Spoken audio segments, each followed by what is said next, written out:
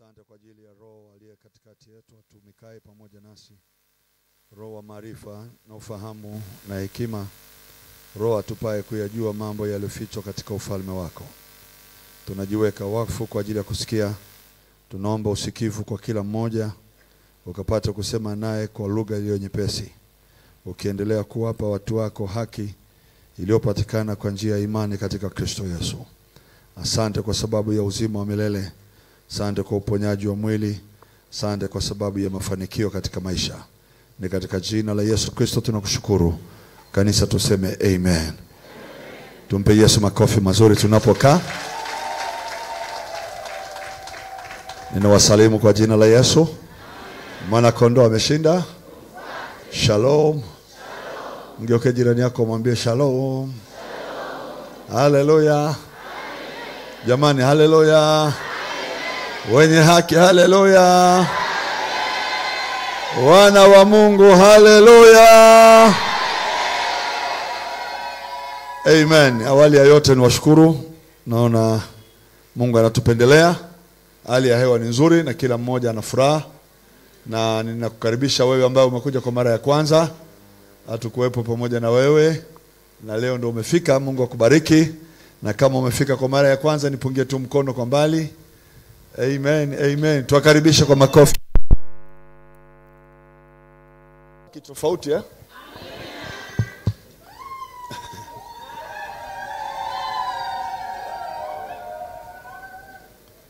Haya mavazi si ni mageni Kuna mtu yeyote anayajua haya mavazi?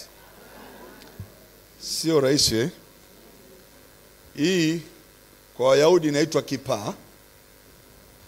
Kipa. Hebu sema kipa.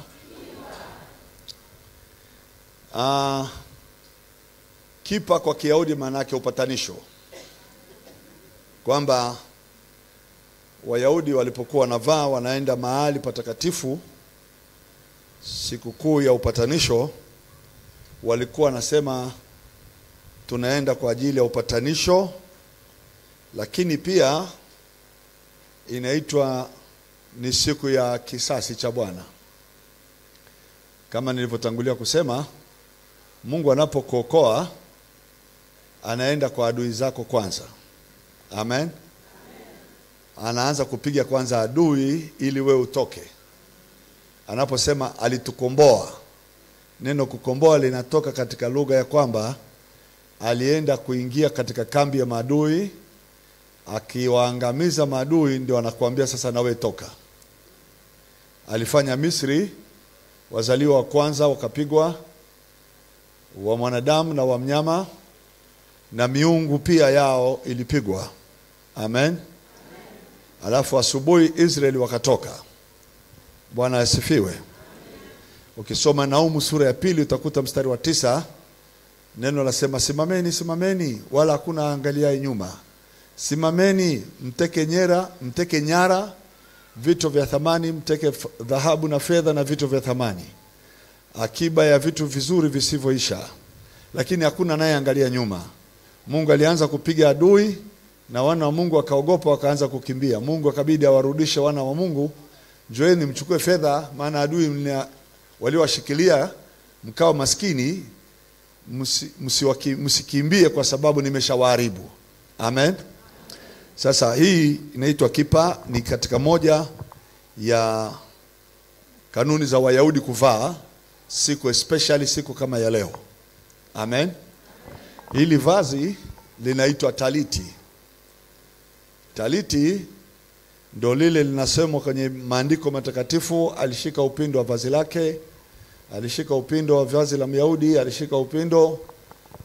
Hii ndio siku ya jana Wayahudi walipokuwa wanampeleka Yesu msalabani, pale askari walipokuwa wamemtundika, walipigia kura ni hii nguo. Hii ndio nguo ambayo Yesu alikuwa anavaa, na hata pia wanafunzi wake walishawahi kuivaa, na hata Agano la Kale pia lilikuwa linavaliwa. Amen. Kwa hiyo vazi hili linaheshimika sana kwenye dini za Wayahudi kwa sababu liko kwenye Agano la Kale na Agano Jipya. Amen. Hapa juu kuna maandishi yameandikwa ya Kiyahudi, uweze kuyasoma ukaelewa. Lakini pia kwenye upindo wa vazi huku kuna maandishi ya kitabu cha Malaki. Nafikiri Malaki, siwezi kusoma vizuri, Malaki sura 4 mstari wa 2. Amen. Kwamba jua la haki litakuzukia na kitu kama mwanga wake, na katika mabawa yake kutakuwa na uponyaji. Haleluya. Bwana Yesu asifiwe. Sasa hii ni vazi la heshima sana kwa Waisraeli. Waisraeli, nishawahi kutembea Arusha siku moja. Ilikuwa ni siku kama ya leo. Walikuwa ni watalii wanapita, waliponiona walikuja wakanizunguka. Mwanamke mmoja akashika hii upindo. Huu ndio unaitwa upindo wa vazi lake. Amen. Ambazo ndio hizi ziko 4. Kwa Kiyahudi wanasema tizes. Alipogusa tu, kumbe yule mwanamke alikuwa na kansa. Mimi sikujua kuna mtu amenigusa. Walikuwa wananisalimia, wanaongea na mimi wanaume mbele, mwanamke alikuwa nyuma akanigusa, na aliponigusa akapiga sauti kubwa kama mtu aliyepigwa na kitu. Alafu wengine wakamuuliza what happened, wakasema kuna kitu kimenitoka kwenye sehemu yake ya uzazi.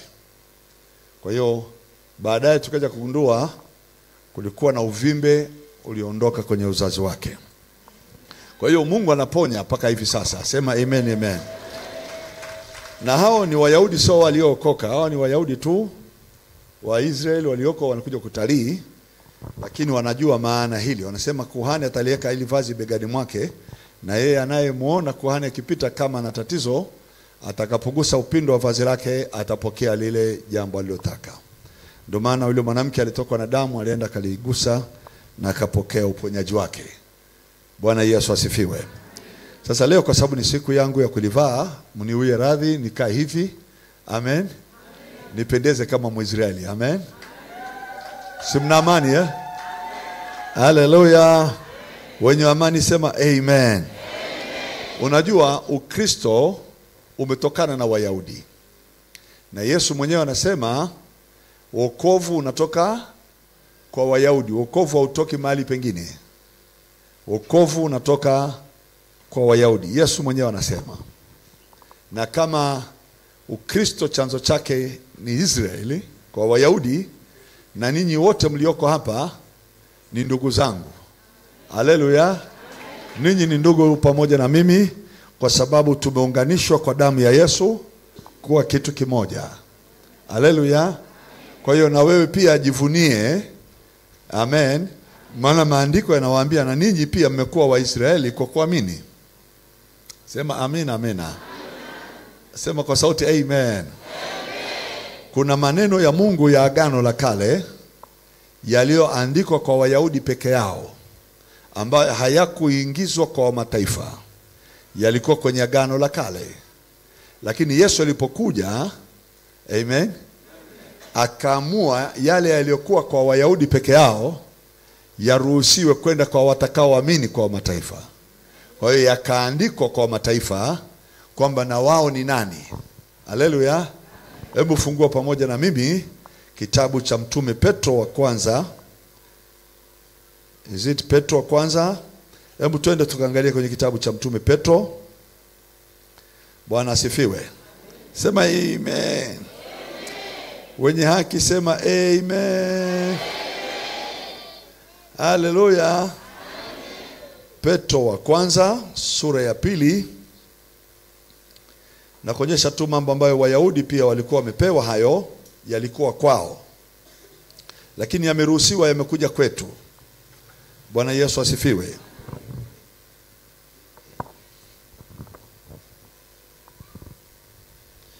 Sura ya 2 mstari wake ule wa 9 anasema, bali ninyi ni mzao mteule.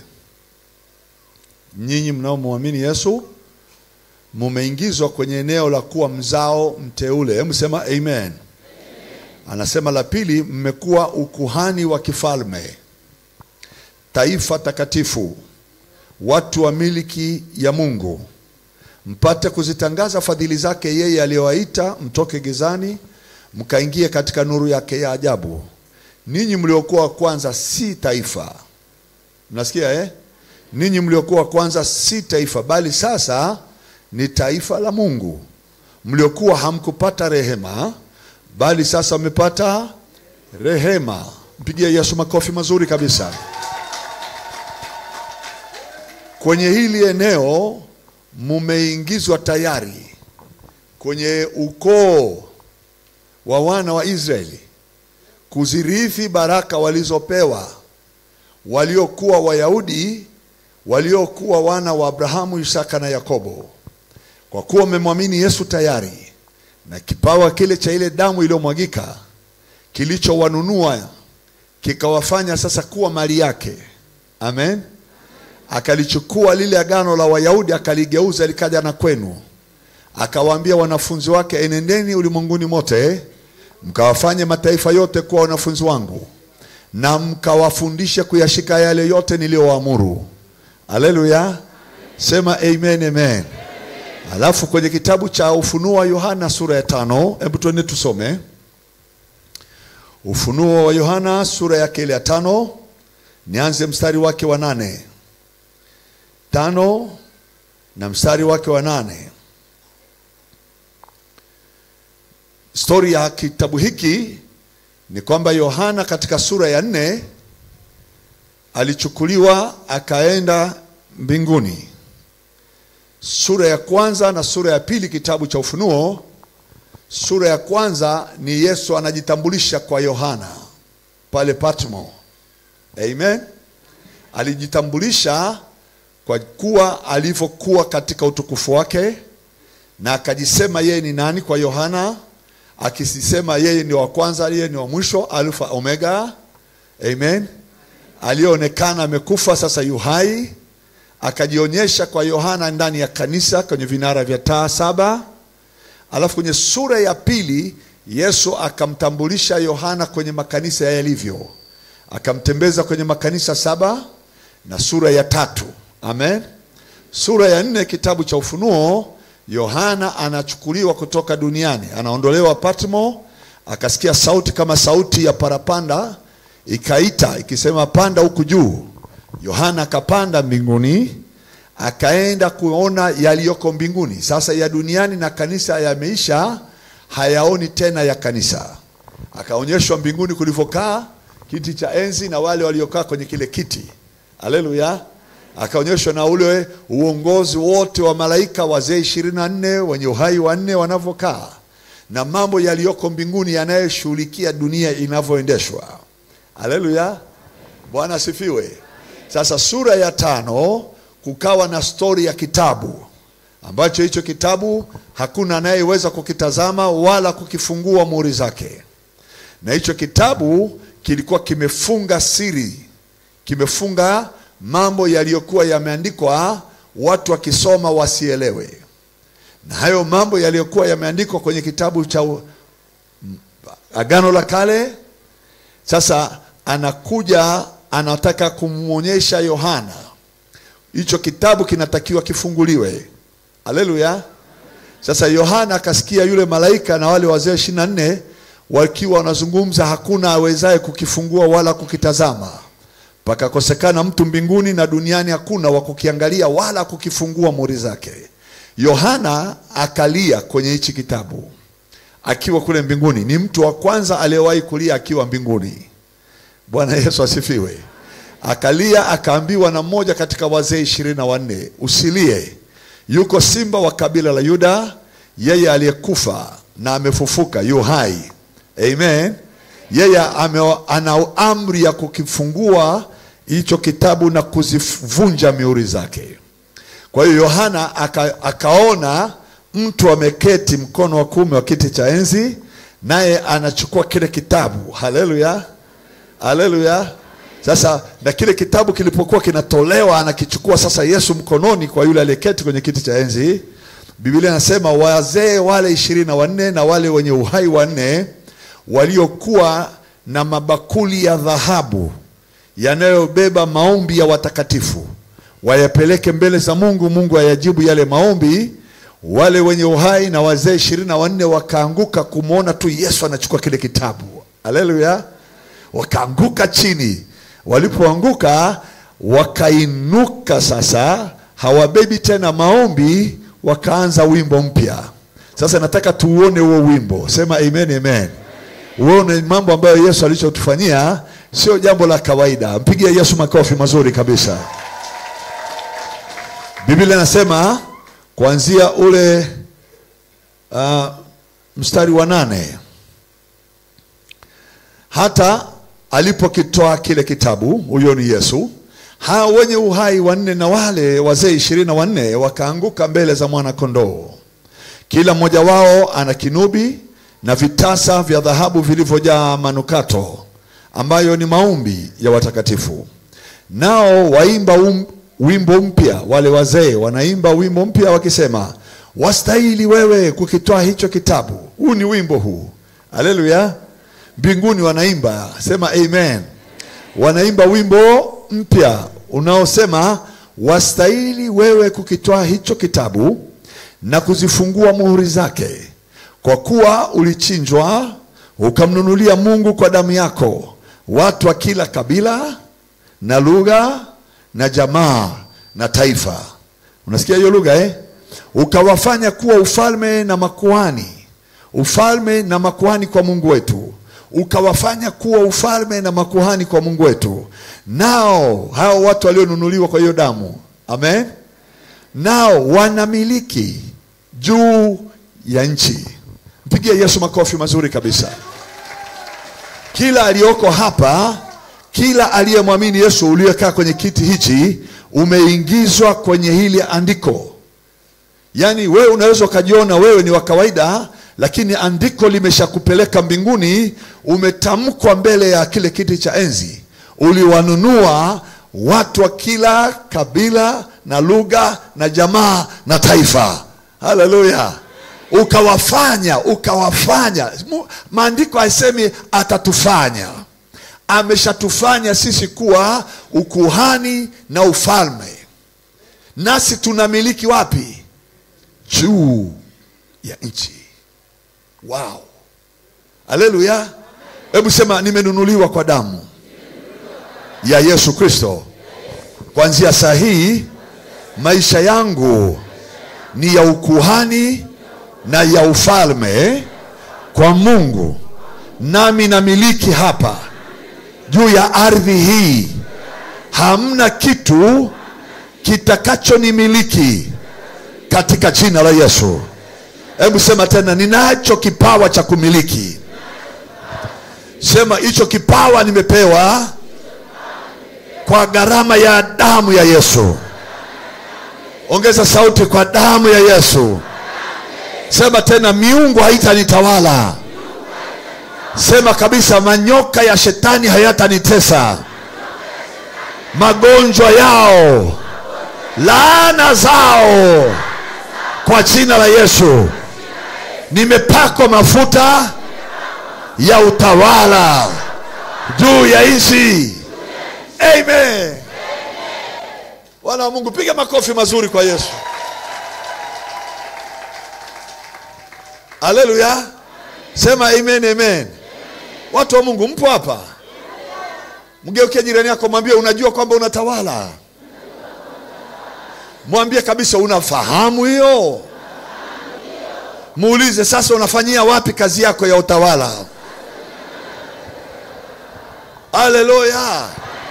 Nataka hicho kipawa cha kutawala kikae juu yako kuanzia sasa, maana kinatamkwa mbinguni hata leo. Walioko mbinguni wazee 24 na wenye uhai 4 wameshatamka na wanaimba. Unajua iko hivi, nakwambia katika jina la Yesu, hakuna ufalme wa giza utakaopata nafasi juu yako. Amen. Hakuna utawala wa yule mwovu utakao kuja kukotesha ndoto. Mnanisikia Maana kuna ndoto zingine mnaoteshwaga, na hizo ndoto zinawatesa mkiamka asubuhi. Mnalala wengine usiku kucha, mnanyanyaswa. Majitu yanawakalia kitandani, yanawanyonga usiku kucha. Wengine mnatoka asubuhi mnaumwa mwili mzima. Hebu nyanyua mkono juu na sema pamoja na mimi, kwa jina la Yesu. kila aliyehusika kuja nyumbani kwangu ninawaharibu kwa damu ya Yesu. Hawana mamlaka na mimi. Amen. Ngoja nikuonyeshe kitu kimoja. Tangu Adam alipopoteza ule utawala kwenye bustani ya Eden, mwana Adam aliyezaliwa na Adam asiyemjua Yesu yuko chini ya utawala wa giza. Yoyote hawezi kushindana na pepo, hawezi kushindana na majini, hawezi kushindana na nguvu za giza. Wowote, awe mtawala, mfalme, awe nani, awe msomi, awe tajiri, wote majini yanaweza kawatesa. Mnanisikia watu wa Mungu? Siku moja nilienda Zanzibar, nikalala kwenye hoteli moja. Kwenda kufika kwenye hiyo hoteli, nikaambiwa hii hoteli watu hawalali, wanapigwaga na majini. Kwa hiyo unalipa hela yako alafu ulali.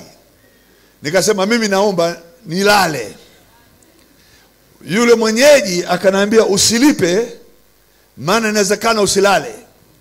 Kama utalala utatulipa asubuhi. Nikamwambia na nikilala mpaka asubuhi na wateja wengine wote watakuja kulala na hawatapigwa tena. Nikaingia usiku, nimelala kitandani, nikasikia upepo unapiga madirisha.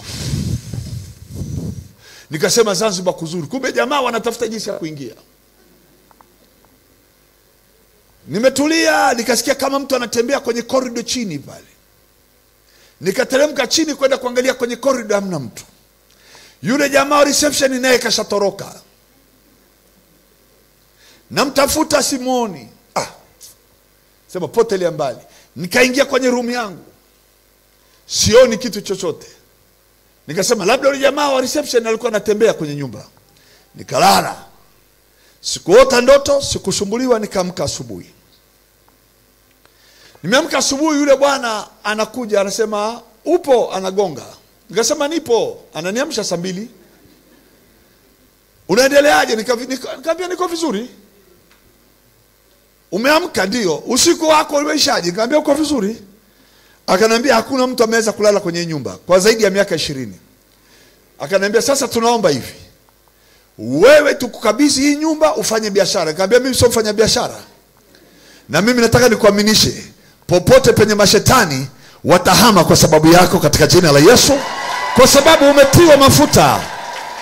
Damu ya Yesu iko juu yako. Piga kelele, sema amen. Sema na mimi amen. Natangaza katika jina la Yesu, kama unakaa jirani na mchawi, unakaa jirani na mtu anayeroga usiku, anakuja kwenye nyumba, anatembea usiku wa leo, ninampa usiku wake wa mwisho kukaa karibu na wewe. Apende asipende, kitabu hiki kimefunguliwa mbinguni. Hatutakuwa watu wa kuomboleza tena, hatutakuwa watu wa kulia tena. Kitabu cha haki yako kimefunguliwa, kitabu cha ufalme kimefunguliwa, kitabu cha wewe kutawala kimefunguliwa. Kuanzia leo tutatawala duniani. Hawatapita juu ya nyumba yako, hawatatembea tena kwenye dari, hawatakula mtaji wenu, kwa mamlaka ya jina la Yesu. Sema amen. Siku moja nilienda kuhubiri Kenya, mahali panaitwa Kirigoris. Ni Kisii. Wakisii kwenye wanasadikika ni wachawi, wanaogopewa sana kule Kenya Wakisii. Na nilialikwa na mchungaji mmoja. Huyo mchungaji sikufikiria kwenda kwake, lakini aliniomba sana. Aliniomba, kanisisitiza zaidi ya mwaka mzima. Nikasema sawa, ninakuja. Na akawa ametuma na mtu kabisa wakuja kunichukua kutoka Tanzania niende mpaka kule kwake. Na mimi nikachukua muimbaji mmoja, nikamchukua na mchungaji mmoja. Na huyo mchungaji niliondoka naye anaitwa Peter. Yeye ni Mkenya. Kwa hiyo tukasafiri tukaenda mpaka Kisii, tukaenda Kirigoris. Tumefika asubuhi. Bahati mbaya sikwenda na gari langu, nilikuwa nimetumia mabasi ya abiria. Tumefika asubuhi 12 asubuhi. Mwenyeji anakaa wapi? Yule aliyetuchukua akatupeleka kwa mchungaji. Mchungaji aliponiona wala hakusikia kama mgeni amekuja. Akachukua kiti nje akaniambia, naomba niwaombe munisamee. Askofu wangu amekataa usihubiri mkutano huu. Yeye atahubiri. Nikamwambia hamna shida. Kwa hiyo nyie mrudi Tanzania. Aliposema hivyo nikawa nimesema, mbona sasa pesa zote tumeshatumia, utatupa nauli ya kurudi? Akasema sina pesa. Nikasema basi hakuna shida. Nikamuuliza, Roho Mtakatifu nafanya nini hapa?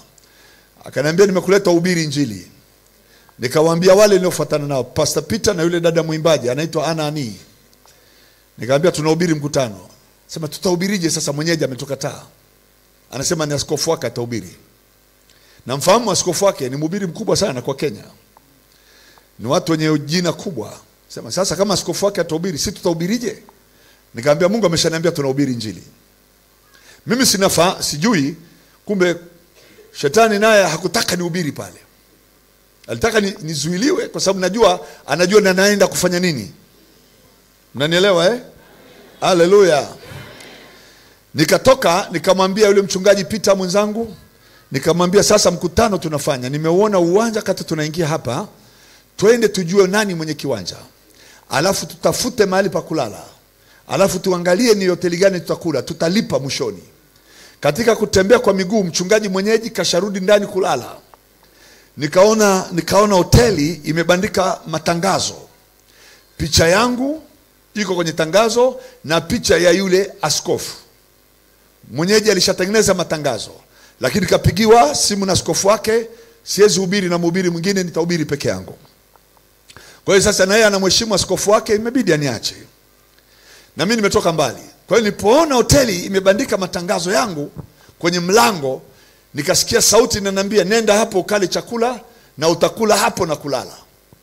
Nikamwambia Pastor Peter, ule mlango tunakula na kulala kwenye ule mlango. Tukaenda kwa hiyo hoteli, tukamkuta yuko mama yuko kwenye counter na ndo amefungua tu wateja waanze kuingia. Saa 1 saa hiyo. Mama, Bwana asifiwe, akasema amen. Karibuni mkae. Nikamwambia mama, ngoja kabla, mimi ndo mhubiri wa huu mkutano wa hii matangazo. Oh, mtumishi wa Mungu, umefika tayari. Oh, Mungu atukuzwe sana. Nikamwambia sasa nataka tukule chakula hapa. Akasema ndio, mkae hapa, mtakula hapa kwa gharama yangu, hamtalipa pesa yoyote. Akasema hiyo ni namba 1. Nikamwambia hatujachukua nyumba ya kulala. Akasema mimi iko na nyumba ya kulala hapa ya hoteli, mtalala hamtalipa. Nikamwambia Peter, nilikwambia tunafanya mkutano. Nikamuuliza ule uwanja pale ni wa nani? Akasema ule ni uwanja wa ofisi ya serikali wa chief, ni kama mkuu wa mtendaji wa kata. Nikamwambia chifu yuko wapi? Akasema yuko tu kwa ofisi, saizi atakuwa ameshaingia. Nikamwambia ngoja kwanza tukaangalia. Akasema hapana, wewe kwanza kamata supu, kuleni mshibe. Nikala chapati 2 na supu ya kondoo. Nikaondoka, nikaenda kwa chifu. Chifu, kwanza nimeambiwa wewe ni mchungaji. Bwana asifiwe. Akasema amen. Nikamwambia ngoja tuombe kwanza. Nikaanza na maombi kwenye ofisi ya chifu. Chifu akaniambia wewe ndio mhubiri? Ndio. Nikamwambia mwenyeji amekataa mkutano, na mimi nimeona jukwaa kwenye uwanja wako, na hilo jukwaa nimeambiwa ni jukwaa lako, na huu uwanja ni wa kwako, nataka mkutano. Akasema mimi ndio mchungaji, kanisa nina kanisa hapa, mkutano na uchukua sahihi. Tukapewa mkutano. Akaita polisi wake, maana machifu wana mapolisi. Akaita polisi wake, polisi watembee barabarani gwaride kutangaza Absalom ameshafika. Nikaona wanavyotangaza kwa barabara, wasema wamepata mahali kulala. Nikasema pale. Akasema huyo mama ni mshirika wa kanisa yetu. Ikatoka hapo. Fika saa 4 watu wa mji wameshajua mhubiri amefika. Saa 9 viwanja vimeshajaa watu. Naenda uwanjani, mkutano umejaa maelfu ya watu. Nikaanza kuhubiri, nikasema ili anga leo mchawi haruhusiwi kupita. Sasa bahati mbaya askofu wa yule mchungaji hakuja. Siku ya kwanza, ya pili, ya tatu ndo anakuja. ana malori, magari, masemitrela makubwa yamebeba maspika. Mimi niko na vispika vya ovyo ovyo, lakini injili ilikuwa nakwenda mpaka akasema Mungu haangalii spika. Amen. Mungu haangalii ni nini unatumia kuhubiri, anaangalia utayari. Piga kelele, sema amen. Nikawaambia, nimesikia ninyi watu wa huku mnaamini sana waganga na wachawi. Leo msipite kwenye hii anga. Mkipita nitawakamata, nitawaangusha chini wote. Sasa watu wanashangiliaga kama nyinyi mnavyoshangilia. Nimeenda hotelini, tukasikia usiku nyumba imegongwa huko juu. Mtu akaanguka chini kwenye gorofa mpaka chini. Pa! Akasema uuu. Mtu wa pili, tukasikia mlinzi anapiga kelele, wachawi. Tukakamata wachawi wawili na mizigo yao. Asubuhi wako kwenye ofisi ya mkuu wa chief, mtendaji pale. Wamewekwa under arrest, wako na mizigo yao, wanatembezwa barabarani. Mimi ni mchawi, nimekamatwa. Tukasema Yesu, Mungu anafanya hivyo. Na mimi nataka nikwambie, kuna mtu anayetembelea nyumba yako uchana au usiku. Huyo mtu kuanzia leo, kwa mamlaka nilionayo, kwa mamlaka ya neno hili, sisi tunatawala, sisi tunamiliki. Hawatapita tena juu ya maisha yako, hawatapita kwenye duka lako, hawatapita shambani mwako. Kwa mamlaka ya jina la Yesu sema amen. Piga kelele, sema kwa damu ya Yesu nimenunuliwa, nikafanywa kuwa kuhani na ufalme kwa Mungu, nami ninamiliki juu ya nchi, ninamiliki juu ya nchi, ninamiliki katika mji huu. Hawatanifuatilia tena, na wakijaribu watajipotezea maisha wenyewe. Haleluya. Askofu yule akaja, nikaona malori wakati nimesimama uwanjani. Nikasema huyu mwamba ameingia, na mimi na vispika vyangu sijui atafanyaje. Akasikiliza injili, akasikiliza akiwa kwenye Land Cruiser yake, akajitambua, akasema nikisimama kinyume na huyu jamaa Mungu atanishughulikia. Akaja nyuma ya jukwaa kule, akakaribishwa, akasema mpeni kiti cha kukaa. Alipokaa, nilipomaliza akashika microphone akasema, mkutano huu nimetambua ni wa huyu mtu. Mimi nilifikiri nafanya mkutano, lakini nimegundua kwamba sio mimi nimeitwa hapa. Huyu mtu Mungu amemuita mahali hapa. Na mimi nataka nikuhakikishie, sikuja Mbalizi kwa kujileta hapa. Mungu amenituma Mbalizi kwa ajili ya watu fulani hapa. Hawataonewa maishani mwao, hawatalala tena wakaoteshwa ndoto mbaya usiku. Watoto wao hawataweweseka usiku, watoto wao hawatafeli mitihani. Tunatawala juu ya nchi. Piga kelele, sema amen. Ikiwa mbingu inatuimbia, mbingu inaimba, na hili neno sio unabii wa siku zijazo, ni sasa. Amen. Sema nimenunuliwa kwa gharama ya damu. Miungu mingine haitatawala nyumba yangu, wala mapato yangu, wala hawataruhusiwa kugusa mwili wangu, kwa jina la Yesu Kristo. Amen. Siku moja nilikutana na mchungaji mmoja, akaniambia nimezaa mtoto hajawahi kuzaa. Binti yangu ana mume mkubwa, yuko na mume wake hajawahi kuzaa. Nikamwambia haiwezekani. Kwa nini asizae baba? Akasema tusielewi kitu gani kimemfunga. Nikamwambia hamna kitu cha kumfunga. Amna. Nani anaweza kufunga mtoto? Kwanza mtoto wa mchungaji atafungwaje? Mwambie mwenzako tena, mtoto wa mchungaji atafungwaje? Nyumba mchungaji ina maombi mpaka anaombewa na Wakristo, afu atafungiwaje mtoto wake? Amna. Haleluya. Sema amen, amen. Yaani katika watu wanatakiwa kustarehe zaidi ni watoto wa wachungaji. Sema amen. Hamtaki kusema amen eh? Semeni amen. Mkiwaona watoto wa wachungaji wanavaa vizuri, ni kwa sababu tunastahili tuvae vizuri, tule vizuri. Kwa sababu maombi yenu yote hapa mnayoomba mnatuombea wachungaji. Sasa si tunajibiwa maombi? Sema amen, amen. Hallelujah. Nikamwambia yule mchungaji, tena nafikiri naongea story, kuna watu wanajua maana nilikuwa nao. Ni hapa Mbeya. Akasema mpigie mwanao simu. Mpe namba yangu. Akapiga simu, akatoa namba, mtoto akanipigia. Akamwambia sikiliza, miaka 7 umecheleweshwa, lakini lazima uzae haraka. Na sitaki mambo ya kuzaa mtoto mmoja hapa. Unazaa haraka wawili. Maana sasa yani kibaya kabisa ni kwamba umechekwa muda mrefu, sasa waliokucheka unabidi wapite kwa wingi wa watoto. Haleluya.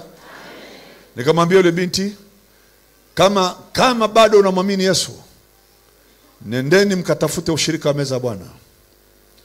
Alafu mwambie mchungaji awape ushirika. Wakaenda wakapewa ushirika. Ile saa, na yule dada alikuwa hajawahi kuona siku zake tangu kuzaliwa. Kwa hiyo hajawahi kujua kama atazaa tena. Aliposhiriki tu hivi, akajihisi kuna kitu kimetokea. Kwenda kujitazama, akamwambia mume wake kuna jambo limetokea. Hawajamaliza miezi 3, simu inaitwa, baba tumepima, mimi ni mjamzito. Nikamwambia hiyo ndo mwanzo. Wapime tena, waambie wanipime tena. Je, ni mtoto wa aina gani? Akasema mapacha. Akasema safi, nenda kazae. Pigia Yesu makofi mazuri kabisa.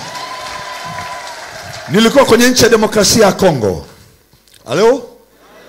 Nikaingia kwenye mji mmoja ambao kwa mara ya kwanza nilihisi kwamba Mungu, mbona umenileta huku?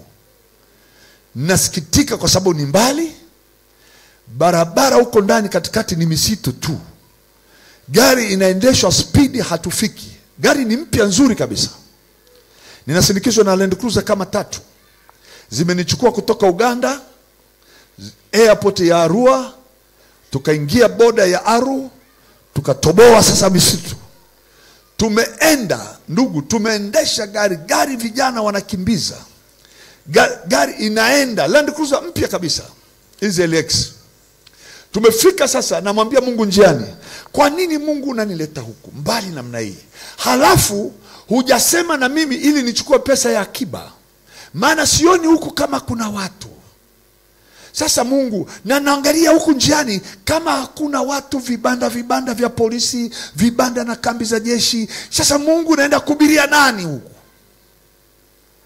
Kwa hiyo moyo wangu nachungulia nje hivi, nasoroneka, sioni mji wa maana, sioni kama mali kama Mbalizi, sioni watu wengi. Nasema sasa Mungu ni nini?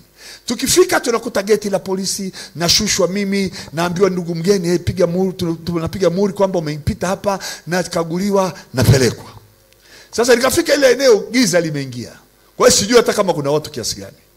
Huko njia namwambia Mungu hivi maneno haya, Mungu, nitaenda kuhubiri hawa watu, hata kama ni mmoja, lakini naomba unijibu maombi haya. Nisikose nauli ya kurudi Tanzania. Unipe $200 peke yake. $200 nimepiga hesabu kutoka huku mpaka Tanzania itanitosha. Kwa hiyo naanza kumwambia Mungu, $200. Nitahubiri Mungu, wewe tulia tu mbinguni, niachie kazi huku nitahubiri, lakini nipe $. Tumefika mahali sasa, tumesimamishwa magari, nimeona mabasi yamekuja, pikipiki zimekuja, watu na maua, na watu wako wamekuja kunipokea, watu kama 1000. Nikasema kumbe kuna binadamu huko. Wakanipa maua, wakaniimbia nyimbo, wakaniimbia risala, watoto wadogo, nikavalishwa taji. Nikasema Mungu asante. Sasa Mungu, $100 ngapi? Hujawahi kukutana na tatizo mpaka ukafikiri acha nimuombe Mungu hiki kidogo kitanitosha nitoke hapa? Nimeomba hayo maombi zaidi ya mara 1000 njiani.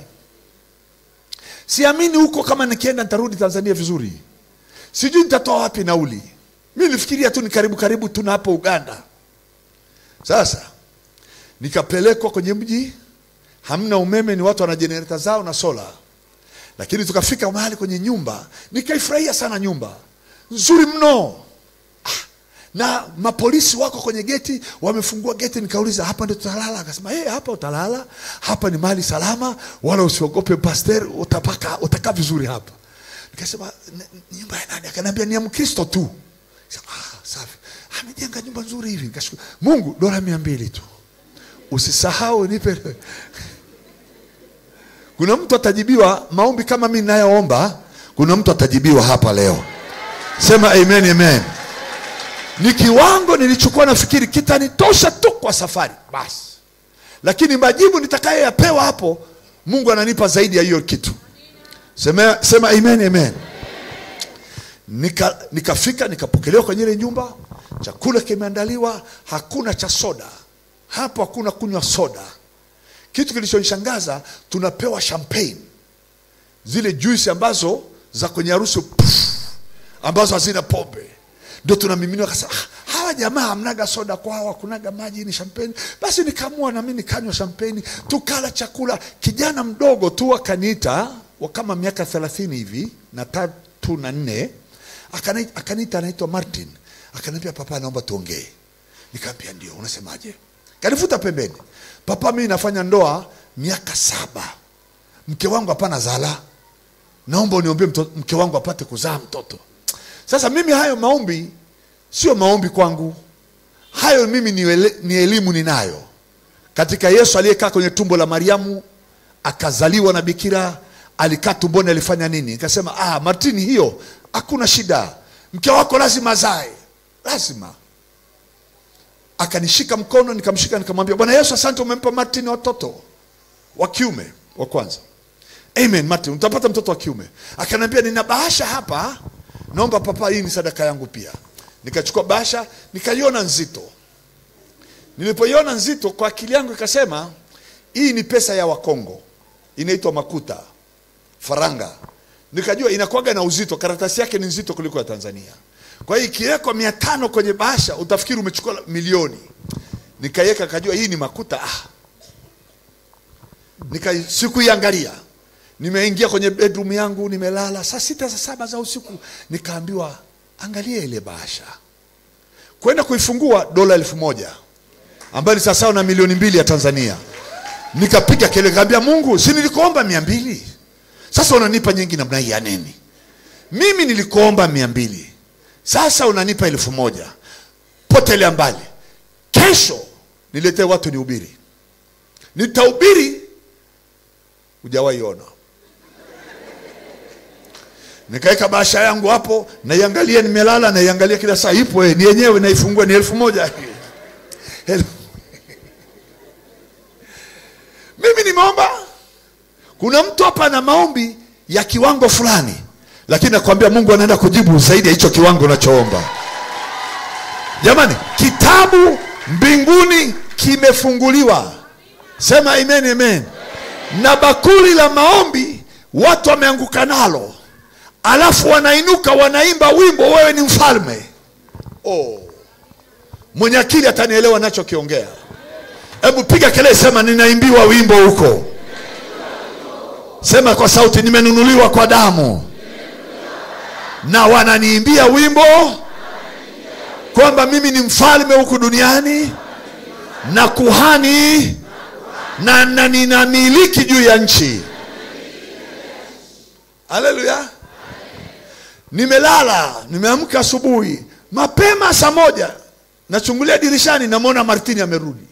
Nikasema, Mungu, huyu jamaa anaweza kawa amewaza ile 1,000 ilikuwa ni nyingi, aje ipunguze. Kaambia Mungu, basi hata kama atakuja kuipunguza, nitabaki na 200, ni sawa tu. Martini akaniambia, samani papa, nimekosa usingizi leo.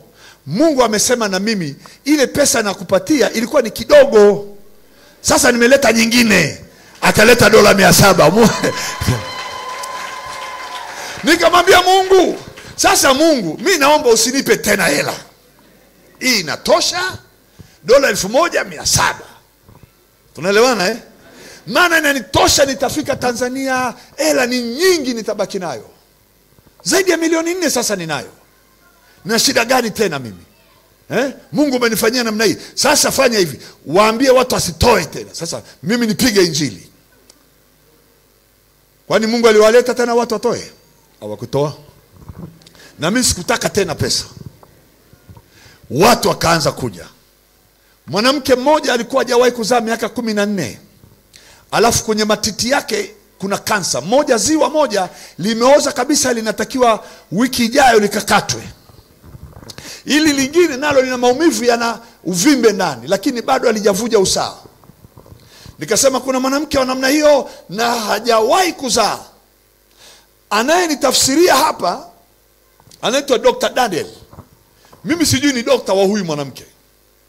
Yule mama akaja mbele za watu. Uwanja umejaa, stadium kabisa. Watu wamejaa maelfu. Watu wamekuja. Wanasema Mwisraeli amekuja kwetu, lazima atoe kwenye mkutano. Unajua kuna watu hawajawahi kumuona kama Mwisraeli eh? Nyie mlishawahi kumuona? Hamjawahi kumuona Mwisraeli duniani? Si huyu hapa.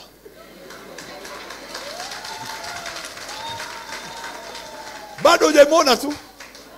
Sasa kule ilikuwa ni issue nzito. Mwisraeli. Kwa hiyo mama kaja, nikamwambia mama, hujawahi kuzaa? Sijawahi kuzaa. Miaka ngapi? 14. Na uko na mume wako? Ndio. Unampenda Yesu? Ndio. Na kuna ugonjwa wa kansa kwa ziwa? Ndio. Na kweli harufu inayotokea pale, unajua tu kuna kitu kimeharibika hapa. Nikamwambia sikiliza mama, hii maziwa inaenda kupona na unaenda kuzaa na mtoto atakunywa maziwa ya kifua chako. Sasa huyu dokta ndiye anayetafsiri. Huyu mama hajui Kiswahili. Anamwambia mama, unaenda kupona kansa, akati Jumanne anasubiri akaikate. Unaenda kuponya na mtoto atakunywa hii maziwa ya kifua chako. Mama anajua huyu dokta si ndio na appointment na yeye. Naye anasema tu amen. Nimemaliza mkutano, nimeondoka. Haleluya. Ile siku ya mwisho naagwa sasa. Wacha nimalizie ile story ya $200. Amen. Haleluya. Nataka watu wajibiwe kuliko vile wanavyoomba leo. Kwa sababu ya hili neno, nataka majibu fulani yatokee kwako. Sema amen, amen. Unanisikiliza vizuri eh? Nimefika mahali sasa, namaliza mkutano, tuko kanisani. Na hawa jamaa wamejenga kanisa, Wakongomani wanasema kabambi. Kanisa kubwa. Ni kuanzia kwenye geti kule mpaka huku juu. Kanisa kubwa. Linaingia zaidi ya watu 3,000. Lakini hii paa hawajapaua. Kwa hiyo jua linapiga, watu wanapigwa na jua, wako kanisani. Nikiwa madhabahuni, sauti kanambia, uliniomba $200? Nikamwambia Mungu ndio. Basi ile nyingine ambaye nimekuongezea utaitoa kwa hii madhabahu wajenge hiyo bati hapo. Nikamwambia Mungu tuache hiyo maneno. Usininyang'anye. Mungu akaniambia uliniomba ngapi? Sasa nirudishie hiyo nyingine, ni ya kwangu. Nikamwambia Mungu sikiliza. Najaribu kumkataa Mungu huku, mtafsiri anachanganyikiwa. Huyu jamaa anaongea na nani? Huyo jamaa akashangaa, pastor vipi, kuna shida? Nikamwambia hamna shida. Nataka kuongea juu ya watu watoe, mimi nataka kuzuia. Nikaona nimetoa pochi, nimeziweka dola zote juu ya meza. Nikasema nataka watu wote walioko hapa ndani watoe pesa kwa ajili ya kupaua hii nyumba. Mimi nimetoa ya kwangu hii hapa. Nimebakiza 200 yangu hapa, nasema Mungu umeninyang'anya kweli hivi, unanyang'anya hivi hivi. Kweli Mungu unaniacha hivi hivi, unanipa $200. Kweli Mungu unanifanyia hivi. Kweli Mungu, moyoni huku sina raha tena, nimebaki na ngapi? Usifanye mchezo, ulikuwa unazo nyingi paka unasema utakapotoka hapa utapitia dukani Kampala utanunua hii na hii. Alafu unaambiwa leta yote hapa. Ndugu yangu, iliniuma roho. Acha tu. Na Mungu alinitegea ni siku ya mwisho ya nini? Labda ningeshindwa kuhubiri kesho. Kaninyang'anya yote. Kilichotokea sasa, watu wakasimama kutoa. Lakini kabla hawajasimama, kijana mmoja akasimama. Akachukua microphone, aliongea Kifaransa mimi sielewi. Akaongea na Wakongomani wenzake. Akasema, ndugu zangu, huyu bwana ni mgeni. Ametoa pesa namna hii. Inawezekana Mungu anataka sisi tutoe zaidi yake. Kila mmoja aweze kufanya anakavyoweza tutoe. Mimi nilimwambia wasitoe chini ya dola 1,000. Watu wenye dola 1,100 ambaye ni milioni 2 waje mbele. Sasa yule bwana akasema subirini kwanza. Yeye mwenyewe aliyekuwa huyo kijana akasema hivi, mimi natoa dola 200,000 ambayo kwa pesa Tanzania ni milioni 500. Mtu huyu mtafsiri wangu akaniambia huyu bwana amesema anatoa dola 500. Nikasema huyu sasa nikamwambia Mungu, sasa kama huyu ana hela nyingi namna hii, kwa nini umeninyang'anya ya kwangu?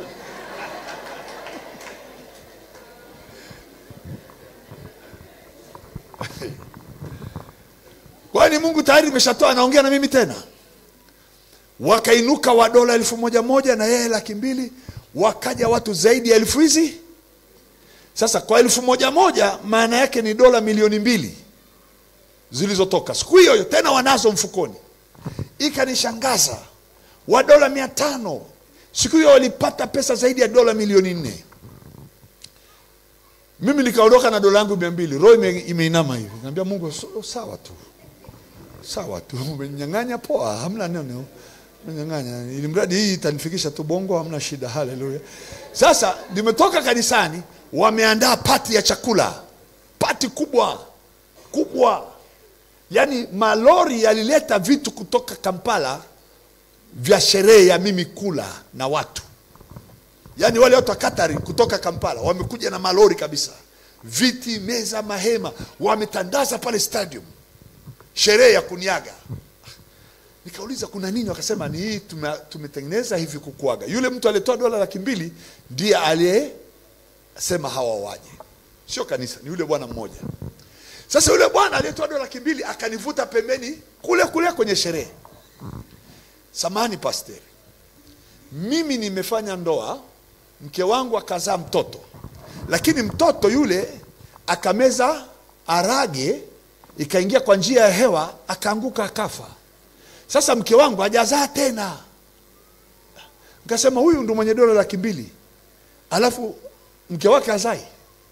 Nikamwambia papa, mke wako anazaa sahihi.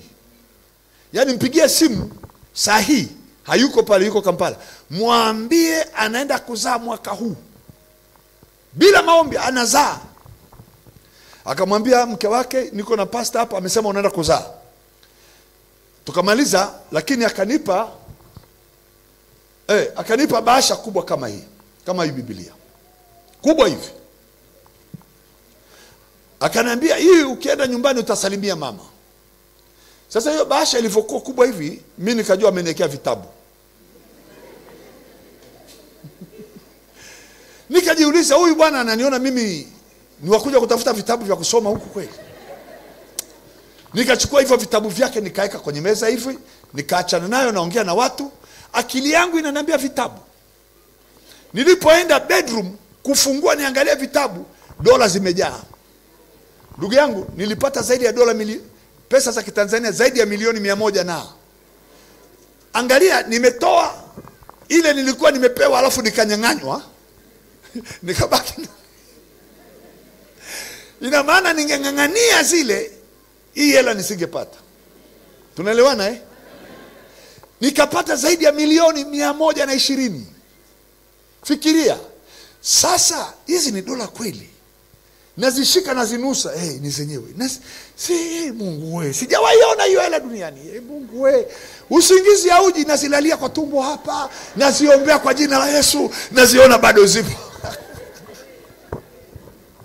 Sijawaiona hiyo. Amen. Sasa mawazo yanaanza kunisumbua. Utasafirije na hizi pesa kutoka huku mpaka Tanzania? Ndugu yangu, sielewi nilivyosafirishwa. Nilienda mpaka uwanja wa ndege Entebbe, Uganda. Huyu bwana akanipigia simu nikiwa uwanja wa ndege, usicheck in, usifanye kuingia ndani, subiri nakuja hapo sasa hivi. Nikamwambia nachelewa ndege. Akaniambia huwezi kuchelewa, mimi nitasimamisha hao watu wa airport. Ana pesa kule Uganda, mpaka watu wa Uganda wanamjua uwanja wa ndege. Kwa hiyo akapiga simu wale wa security, wakazuia ndege. Watu wa security wakaanza kusema Abshalom, tunakutaka tafadhali chumba namba fulani kwenye speaker. Sasa akasema mimi Abshalom tena natakiwa huku ndani. Nikasema nikaenda kwenye counter, akasema mimi ni Abshalom. Akasema okay, tafadhali njoo hivi. Wakasema yuko huko, nikapelekwa hivyo na security huyo. Nikapelekwa kwenye ofisi za security. Niko na kabigi kangu kana hela huko ndani. Naomba kila saa, Roho Mungu nisaidie. Hawa polisi watanyang'anya hela. Mungu, kila saa naomba. Yaani hujawahi kuiombea hela wewe, mimi nishaiombea hela. Haleluya. Haleluya. Wale watu wameniweka pale, watu wa security wakasema tumeambiwa na fulani tukuweke hapa, anakuja sasa hivi. Sasa kumbe amemsahau dada yake, akuniambia nimwombee. Mtoto wa dada yake analala kwa nyumba yake, ametokea ghafla amekuwa bubu na alikuwa anaongea. Kwa hiyo anataka nimwombee ili aongee. Kwa hiyo alipokuja nikasema hamna shida. Ndio huyo Nikachukua maji, Bwana Yesu asante, kunywe maji. Alipokunywa akatapika jiwe. Jiwe lipotapika tu mtoto akaongea. Nikasema kweli ametapika jiwe. Tukalishika lile jiwe, mimi nikasema ametapika Tanzanite au kijiwe gani? Hamna, kumbe ni mawe ya mtoni tu. Mashetani nao wanalisha watu mawe ya mtoni. Si wangelisha hata almasi tuchukue saa hiyo. Ingekuwa ni jiwe la maana tungelifurahia. Sasa ni jiwe la mtoni. Wale maaskari wote wa airport wamevaa masuti meusi namna hii. Wakaniambia tuombe tafadhali. Nikaanza kuwekea mikono. Sasa hiyo ndege imesimamishwa, Precision Air Tanzania imesimamishwa zaidi ya nusu saa, dakika 40. Hakuna ndege kuondoka. Kisa ni mimi. Alafu akaniambia sasa twende kwenye ndege. Sijaangaliwa na nini kwenye begi, nikapigwa tumuri kule kwa ofisi, tukaondoka hao na gari ya polisi wow, mpaka kwenye ndege. Watu kwenye ndege wanachungulia nje hivi. Kuna gari zinakuja za security. Alafu mimi ndo nashushwa na watu kama masuti namna hii, wananiambia mchungaji, ndege imefunguliwa mlango, mimi naingia sasa na kabegi kangu. Nikasema Mungu, nimepitaje mpaka hapa? Kule kwenye ndege kulikuwa na watu ambao ni wa Tanzania wanatoka Arusha, wengine ni wa usalama wa taifa, walikuwa na kikao. Tunafahamiana Arusha. Mmoja kabisa kaniambia, wewe si fulani? Nikamwambia ni mimi. Sasa mbona umeletwa namna? Nikamwambia nilikuwa nawaombea hapa watu wa usalama.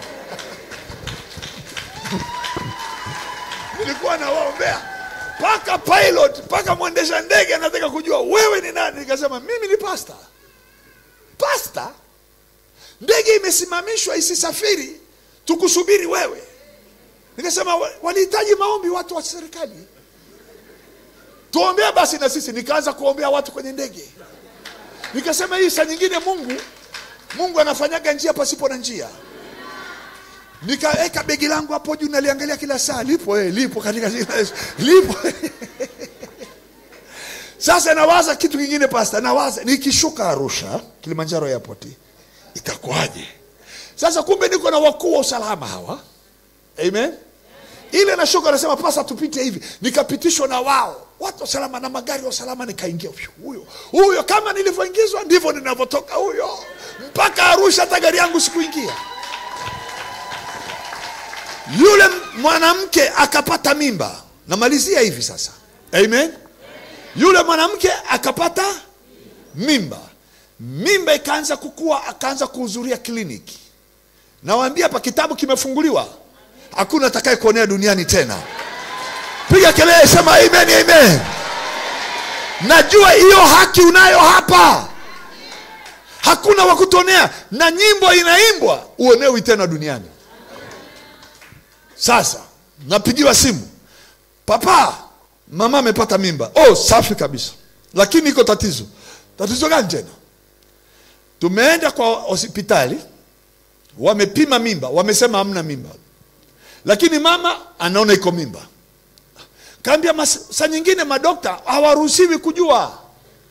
Maana Mungu anaweza kaficha kitu cha thamani watu wengine wasikijue. Nikaambia msijali, mama endelea kukaa vizuri.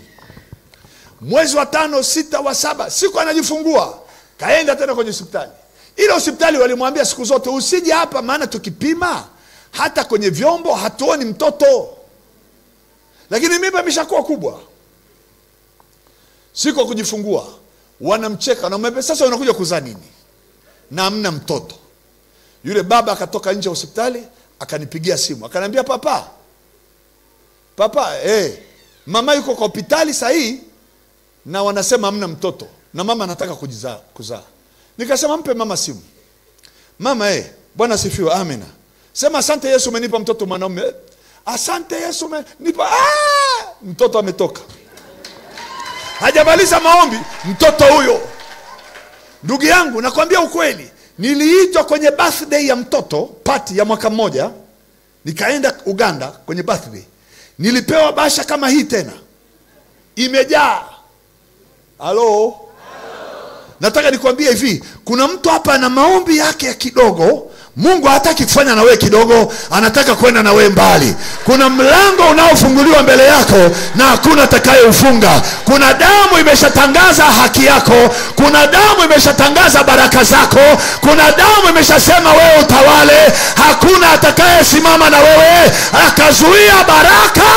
Sema amen. Halo? Yule bwana akapata mtoto, akapata na mwingine, akapata na mwingine. Sasa yule mama yule alikuwa na kansa yule. Akaja kazaa, nikaenda mwaka mwingine. Nikaona mtoto, nikaambiwa yule mama ulisema atazaa mtoto mwanaume, ukasema ataitwa Abshalom. Ameshazala, yuko hapa na mtoto. Nikasema mleteni nimuone. Mleteni, na picha ninazo huko. Akaja yule mama na mtoto. Alipokuwa anakuja, wanakuja na wamama wengine wamebeba watoto. Nikasema hawa wengine mbona wanakuja? Sio wakati wa kuombea watoto, nataka ushuhuda. Wakasema hata na sisi kuna shuhuda. Kasema basi njoeni. Wakaja wanawake 60 wamekumbatia vichanga. Nikamuuliza huyu mama Abshalom, mama ulikuja ukazaa? Ndio. Mtoto mwanaume? Ndio. Huyu hapa ni Abshalom? Ndio. Mwanaume? Ndio. Ilikuwaje? Uliposema vile, ile kidonda ikakauka, na dokta ni huyu hapa. Ndio nikajua yule ni dokta. Nilikuwa sijajua, hata niliondoka nilikuwa sijajua ni dokta wake. Ikatoka hapo, nikaja nikazaa vizuri, na hata maziwa imepona, na mtoto anakunywa maziwa. Ulizaa lini? Akasema tarehe aliyezaa. Akasema amen. Mama, na wewe unasema ulikuwa una tatizo, ulikuwa uzai, uliweza kupataje mtoto? Akasema siku ile unamwambia huyu mama Abshalom, unamwambia atazaa, na mimi nilikuwa kwa uwanja mkutano, na mimi niko tasa, nikaamini ile maneno, na mimi ni ya kwangu. Sasa na wewe umezaa? Ndio. Mtoto mwanaume? Ndio. Anaitwa nani? Abshalom. Okay. Umemzaa lini? Akasema hii tarehe aliyezaa huyu mama ndio mimi nazala pia hiyo hiyo. Wale 60, sikiliza ushuhuda, wale wanawake 60 walibeba mimba mara moja, wakazaa wote tarehe hiyo hiyo 60. Sijaionaga muujiza popote duniani. 60 wanazaa wote, wanaenda kuzaa hospitali hiyo moja 60, na watoto wao wote wanaume, wote wakaita watoto wa Abshalom. Sasa nina Abshalom wa Kongomani huko wa kutosha, na mimi natamani kuna muujiza unaongojewa hapa. Hautamaliza huu mwaka 2025.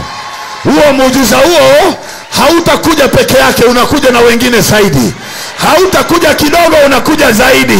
Mimi niliyetaka 200 niliondoka na milioni 100, na mimi natamani na wewe uondoke na zaidi ya hiyo. Piga kelele, sema amen. Kuna nini? Kuna damu. Watu wa kila kabila na lugha na jamaa na taifa ukawafanya kuwa kuhani na ufalme kwa Mungu wetu. Nao wanamiliki juu ya nchi. Sijali kuna kitu gani kimekaa mbele yako kama kinakuzuia. Wakati umefika, kilichokuwa adui hakitakuwepo mbele yako. Kinaenda kumezwa na baraka unaenda kuipata.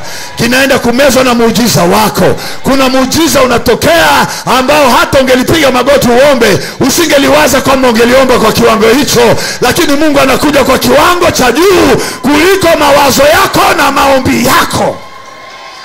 Piga kelele, sema amen. Haleluya. Mgeuke jirani yako, mwambie saa imeisha. Ndio namaliza ibada hivyo.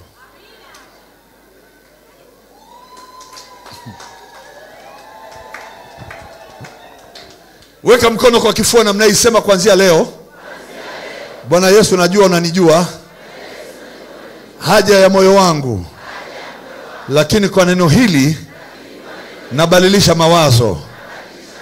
Kusudi lako litimie, baraka zako zitimie. Maombi yangu unifanyie muujiza kwa akili zangu ninachokiwaza mahali nilipofika mwisho, lakini naomba isiwe mawazo yangu bali mapenzi yako yatimie. Niyaone yakitimia leo, yakitimia nyumbani kwangu na hata kwenye shughuli zangu za kila siku. Kwa damu yako Yesu, ninapokea hivyo vipawa ulivyonipa katika damu yako. Sintamilikiwa na viumbe kwa jina la Yesu. Amen. Sasa sijui tuko wangapi hapa, lakini muujiza niliouona wa wanawake 60. Amen. Hawakuwekewa mkono na Absalom, hawakukutana uso kwa uso na Absalom wakaongea, lakini kule walipokuwa mbali kuna mkono ambao haujawaacha. Ninaamini hata na wewe mwaka umefika wa kufunga harusi yako utafunga. Mwaka wa kujenga na wewe utajenga. Kama ni sasa, inaenda kutokea sasa. Sema na mimi inawezekana. Haleluya. Hakuna eneo la kucheleweshwa hapo. Mahali panapohusishwa na damu. Ameandika Paulo kwa Waefeso sura ile ya 3 mstari wa 20. Sijui kwa nini nimerudi huko. Waefeso 3 mstari wake wa 20. Haleluya. Sema na mimi amen. Ni neno tu la kuongezea 3:20. Basi atukuzwe yeye awezaye kufanya mambo ya ajabu mno kuliko tuyaombayo au tuyawazayo. Amen. Anaweza kufanya mambo ya ajabu mno kuliko tuyaombayo au tuyawazayo, kwa kadiri ya nguvu itendayo kazi ndani yetu. Naam, na atukuzwe katika kanisa la Moraviani nilipohubiri hapa leo. Piga kelele, sema lina atatukuzwa kuanzia hapa. Sema kwa kanisa la Moraviani. Panaitwaje hapa baba?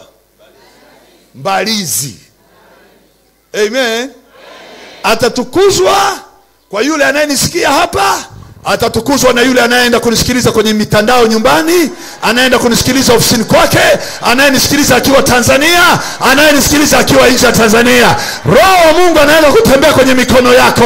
Unayeangalia vichache, Mungu anaangalia vingi. Unayeangalia utupu, Mungu anaangalia utele. Piga kelele, sema amen. Kwa kiwango cha zaidi ya ninachoomba na ninachowaza. Haleluya. Sema amen, amen. Na nakusihi haya mahubiri sio ya leo tu. Haya mahubiri tunayakusanya kuanzia Jumapili niliposimama hapa. Yako kwenye flash. Tunasikizana Chukua hiyo flash kwa gharama yoyote. Nimekuambia hivi, mahubiri yangu yanaendaga mahali, yanakaa, yanatenda kazi, hata kama kwa mtu yoyote ya aliyeshindikana akisikia anabadilika. Lazima abadilike, hata kama ni mpagani wa aina gani. Ndugu zangu, sitaki kusema sana, muda umeshaisha, lakini shuhuda za hizi flash ziko dunia nzima. Yule kijana anaombwa na watu kila mahali, tutumie flash. Tuma 10, tuma 5, tuma, na zinaenda kila mahali kwa sababu ya kile wanachokisikia. Nilichohubiri hapa sijahubiri maneno ya kawaida. Hii Pasaka sio ya kawaida kwako. Ukiweka kwenye nyumba yako, maneno haya hayataisha, yataishi ndani yako. Yatasimama kwenye mlango wako, yatatembea na wewe, yataenda kwa watoto wako, yataenda kwenye ndoa yako, yatabadilisha uchumi wako. Haya maneno yako hai. Piga kelele, sema amen, amen. Piga kelele, sema anampenda Yesu aliyenipa kwa damu yake, ameninunua. Haleluya. Sema amen, amen. Natamani nimalize, lakini tunataka tukumbushane. Jana tuligawa bahasha. Kuna watu wamekuja leo labda hawakuwepo jana. Tuligawa hii bahasha kwa ajili ya gharama zote za mkutano na kumsafirisha